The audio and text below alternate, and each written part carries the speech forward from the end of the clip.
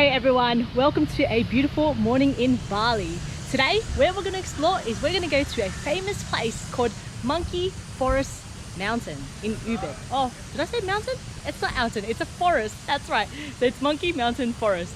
And what we're going to do is we're going to go in right now and see what we can expect from it and how many monkeys we can find in there. So let's go now. Alright, so here's the entrance in terms of where you walk. And you can find this pagoda here where you walk straight into the entrance. And what you'll find are some... I'm just waiting for traffic to go. Oh no, I can go actually.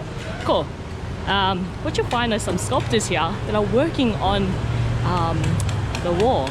Look at him. Sculptors at work, and what he's actually making is a monkey. And if you can see it from this side, it's making a monkey. And similar to that side as well, they're also sculpting. But as you go in, you can find the information area right in front. There's some cool statues you can take pictures of, and some nice koi fish that are surrounded by the area as well. So let's go buy some tickets. Alright, I just bought a ticket and that was 80,000 IDR. And 80,000 IDR in Australian is $8 AUD. So you expect to pay 8 AUD dollars to get into this place, which is a sacred forest that we will be visiting very soon. So if we walk this way, you can find the entrance. So let's go in. Alright, so here's the checkpoint, and there are some guidelines which you probably should read. It's a bit dark, but we'll go through that when we get in. It pretty much just says when you're around the monkeys, don't panic, don't feed them, don't do anything that will kind of scare them. If you look them in the eye, it means that you are intimidating them. It means that you are threatened, like they think that you're threatened. So, or they think that you're threatening them, and so they will charge at you. So try not to stare at them in the eye. And I know it's a little bit hard, but it's just something you should be aware of when you come here. So as we go in, this is what you can expect to find. The other thing as well that they mentioned is with your bags, make sure there's nothing on the side of your bags, because if there's something on the side of the bags, the monkey will try and grab it as well. And if you've got loose things like watches or not earrings, but watches, necklaces, or sunglasses, which I do have, because otherwise I won't be able to see where I'm going, they'll probably try to take it as well. So just something for you to be cautious about when you get too close to the monkeys. So try not to get too close to them, because they will yeah, they'll come at you, which you don't want. So let's go. All right, so here's the entrance. Oh, check tickets. Here you go. That's ticket. Thank you very much. So they stamp your ticket before you go in, and now we've got a crossroad of whether to go left or right. Hold on, I'm just gonna quickly read that sign. We need your support to make the Monkey Forest Ubud as no smoking area. Okay, well, that's no problem, because I don't smoke, so it wouldn't be a problem here.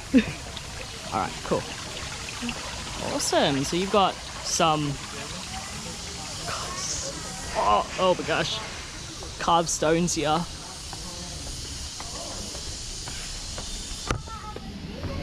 Oh, look at that. Monkey see, monkey hear, and monkey don't speak, I believe. I really like this, the carve, like their stones and how they're carved. That's so cool. We're gonna go in, but I'm not sure whether the camera is gonna be able to see this.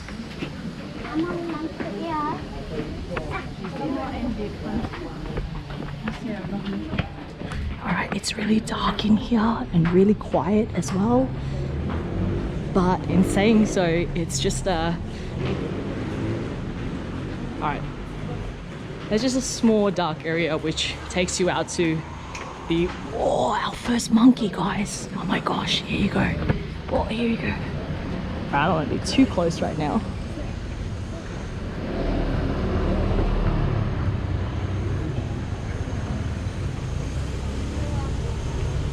Alright, so we have just got to the entrance, and we've got one monkey here that we've seen, but there are so many more monkeys that you can see on the trees as well.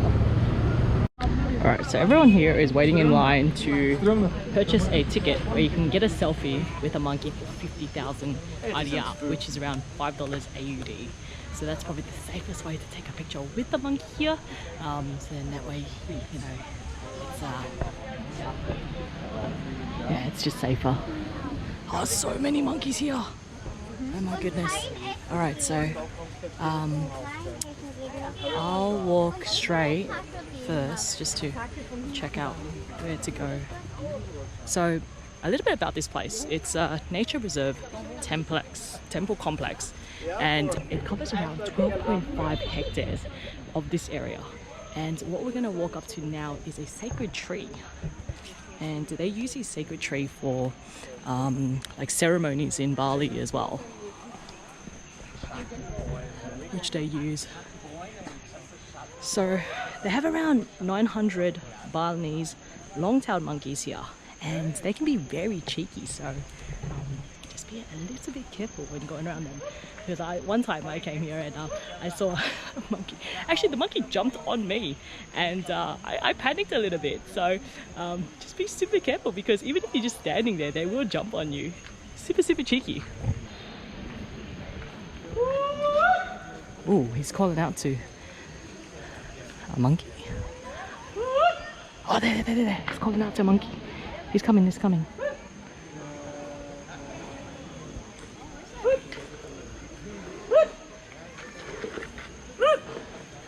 He's got corn over there. Pieces of corn. Ah, okay, they're gonna take a picture. Oh, he's going to them. Let's have a look. Oh.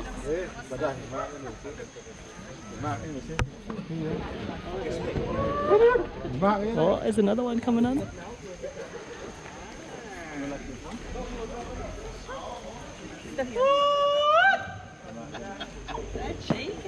So that's how they take the picture. Interesting. Okay, so we have just gotten to the central point, and we can either go to gate 2 or gate 3, which we can walk left or straight. So let's go left and see what we have. Okay, so if we go left, we'll be seeing Pura Dalem Agung Main Temple, Rang Pamaran, and Bugang. Alright, so now we're going in this direction, and a little bit about this forest is that they've got around 115 different species of trees in this area, and they use some of the trees for spiritual like ceremonies as well. Like example, the banyan tree, the trunk is used specifically to make temples. The banyan tree is used for cremation ceremonies, and there's something called a bandak tree as well, where it symbolizes the spirit of forest and is used to make sacred masks too. So yeah, it's pretty interesting stuff here. And as you guys already have noticed, like there's a lot of tourists who come here and interact with the monkeys as well. And so what they do is they use this area as a research center to actually understand the behavior of monkeys as well as the human interaction between them and how it affects them in the environment. So this place here, not only is it like a spiritual, cultural area that shows the history of the Balinese forest, it actually is an area that people come to research about monkeys as well as the interaction to humans and how it actually changed over time. So that's just something interesting as well that I wanted to share. So where's the first place that we've actually entered to? Okay, Pura Dalem Agung Padateng. This is the great temple of Shiva. So it's a place to worship God Shiva. Also to worship the goddess Durga as the main deity of Bwara sect. So the Pura Dalem is closely related to Setra, which is cemetery, as a place to worship the cosmos to neutralize the positive and negative forces. So it says that this place here is where the wind direction is controlled by the god Rudra, which is an aspect of Shiva. So this here is the temple itself. I actually can't go in there, but This is the temple.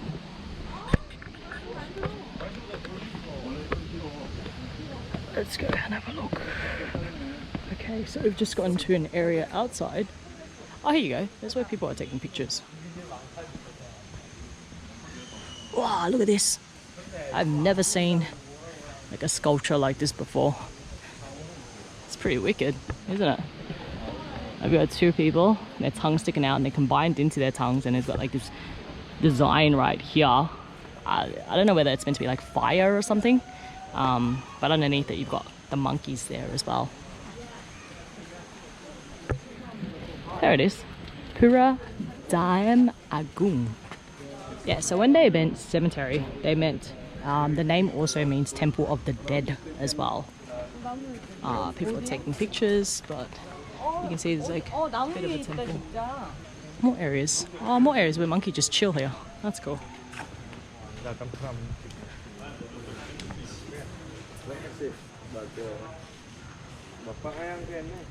Oh, it's like a playground for monkeys here. Look at that. Everyone's just watching them.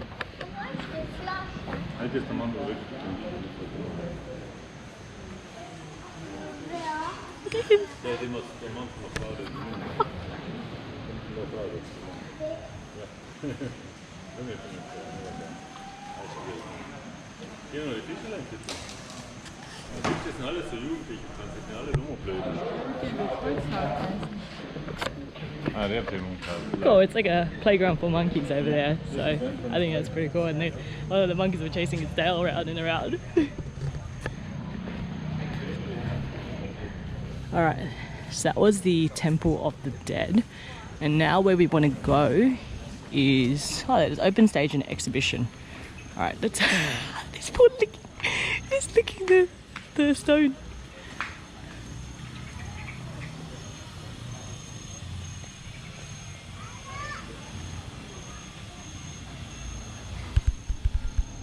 That's so funny. Oh Jesus, that guy's coming. I'm just gonna back off because yeah. I don't want my camera to get stolen. So let's play it safe. We've walked down those steps and now we're gonna go to the Holy Spring Temple. Wow, okay, this is really nice. Alright, we're gonna go to the Holy Spring Temple.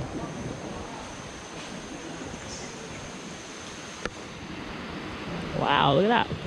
It's nice scenery here. You can take selfies as well. We're gonna go to the end to see what that temple looks like. And just as we're walking, we come across this really nice, serene place right here. You can hear the water fall down onto the lake and the trees up above. Go on there now. Alright, we've just crossed that area and we are going here. And this is where the Temple of Prayer is, where the holy water is. And it says here, if you stand here, it's for the community and prayers only. This is meant to be like holy water here.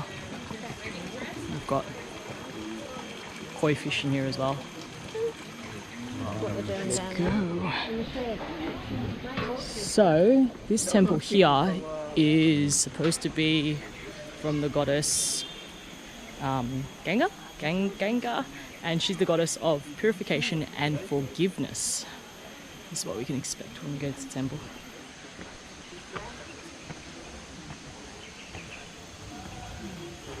This is what we can expect.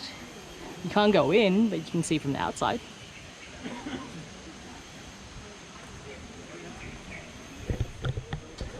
So the holy water is meant to be used to cleanse the spirit and the mind as well, which is what it's used for. And if we have a look, yeah, so it says here that it's a holy spring temple that's specific to worship the goddess Ganga. Sorry if I'm pronouncing this incorrectly. The holy spring temple became a special place to perform the purification process of Tapakan. So it's the statues that represent the god and the soul of the people that shared the same faith before praying to other temple areas in the monkey forest Ubud. So the worship at the Holy Spring Temple aims to convey gratitude for the blessing of holiness and a prosperous life. Oh, and we've actually hit the end of the road. You actually can't go past this area. So we've actually just explored the second part of the temple. But wow, look at those branches from these trees. They're so cool. Alright, let's go check out other places. Alright, so if you walk from the left, there's actually another area here which you can go to. And it's got a first aid clinic as well. So if you ever get bitten by the monkey or anything happens, don't worry. There's actually an area here that actually looks after you, but it is closed at the moment. So, and there's a nice cafe here where you can overlook this area as well. It's called Wana Cafe. Oh, look at that. Just an area you can sit. And so if you keep walking up this way, it's actually a conservation park which you can observe some of the monkeys. It's a really large area where you can just walk across as well. So if you have a look, right, you can walk all the way across and come back to the park itself. And you can watch some monkeys eat here. Within the open area, they actually have a place, right, where they help monkeys separate them based on having disabilities. So one of the monkeys here, called Nelson, is actually blind, and so he can't socialize with other monkeys, which is why he's in this segregated area. And we have another monkey here, which is a female, called Tumsis, and she lost one of her arms and her legs, so she's unable to socialize out there as well, so she'd be at a disadvantage, which is why they built this area for her as well. And so if you can see her right over there, see how she's limping? She's only got one arm and one leg. Look, yeah, there, if you can see that, just specifically for both of them. We're walking across this under the tree to get to the central area. Alright, we have just gotten back to the central area, and the third temple is in the central area, but you gotta head up. And that's where we're gonna go. We're gonna head up that way. Alright, so as you walk up, when you look to the right hand side, there's a lot of cemeteries and stones there that they show. And this is the Balinese cemetery.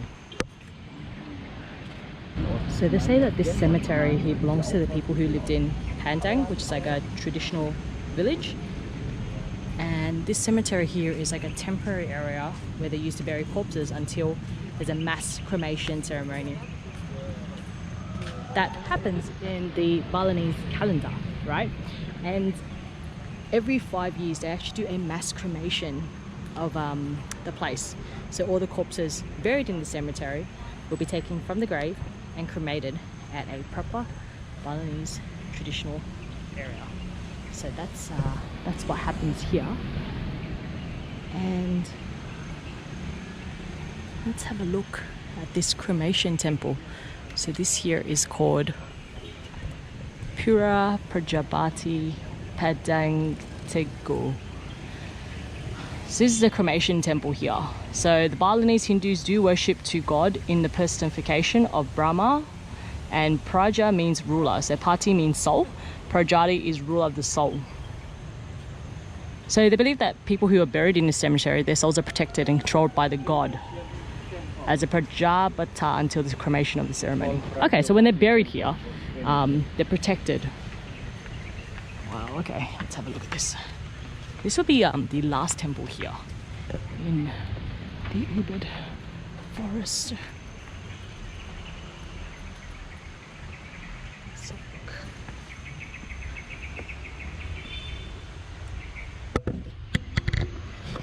Is this what you can expect to see in there?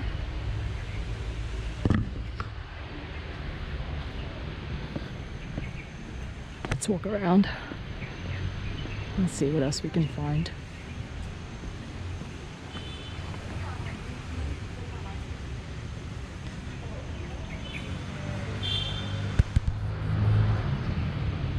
Okay, I think we hit the end of the road.